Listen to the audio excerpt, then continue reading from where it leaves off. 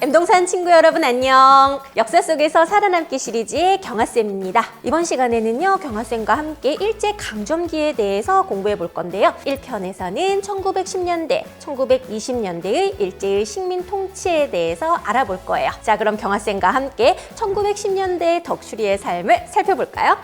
나 그남 박덕출, 출세에 눈이 멀어 나라를 일본에 빼앗기자마자 바로 헌병경찰에 지원해서 깔끔하게 한 방에 붙어버렸지. 이 폭풍간지나는 헌병 제복을 좀 보라고. 때깔부터가 달라졌구만. 자, 그럼 이 멋짐을 마음껏 뽐내볼까?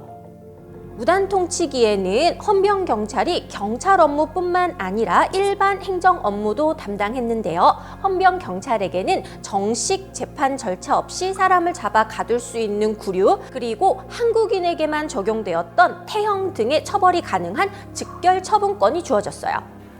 지난번에 내가 돈 좀 안 갚았다고 공개적으로 나를 개망신 준 구멍가게 이씨, 즉결 처분권의 매운맛을 보여줘야 되겠구만. 좋아, 이씨에게 당장 태형 10대다. 무단 통치기에는 헌병 경찰뿐만 아니라 일반 관리와 학교 교사도 제복과 칼을 착용하여 공포 분위기를 조성했어요. 아니 뭐라고? 만세 시위가 일어났어? 이참에 만세 시위에 참가한 놈들을 싸그리 때려잡아서 거장님께 점수도 좀 따고 승진도 하고, 이것이야말로 일석이조 아니겠어?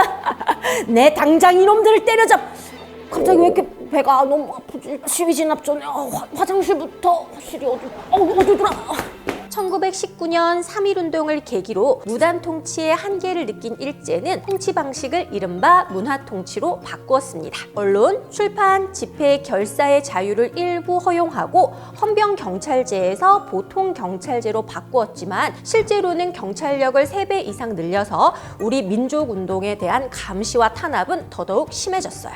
헌병경찰제가 폐지되고 보통경찰제로 바뀐 이거 헌병복에 비해서 간지가 안 나. 간지가. 지난번에 장 트러블로 한참을 고생을 해서 3.1운동 진압작전에서 빠지는 바람에 서장님에게 완전히 찍혔는데 이번에는 기필코 승진해야지. 안 그래도 총독부에서 친일파를 양성하라는 지령이 내려왔는데 누가 좋을까?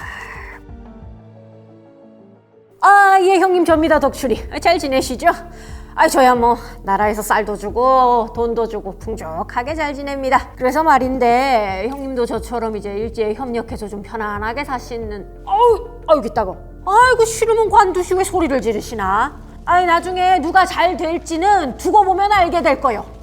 1920년대에 일제가 실시한 이른바 문화통치는 우리 민족에게 제한된 범위의 자유를 허용했지만 실제로는 친일파를 양성하여 우리 민족운동을 분열시키려는 술책이었어요.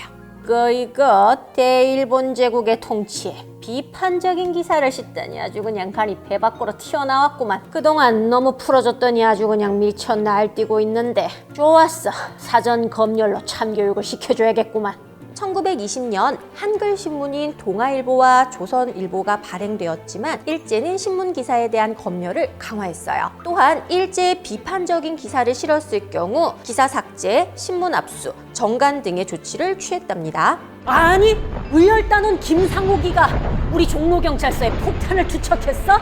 하마터면 저승사자랑 하이파이브 할 뻔했네. 이거 경찰서에 있다가는 내 목숨이 남아나질 않겠구만. 일단 다른 부서로 옮겨서 목숨을 부지해야겠다.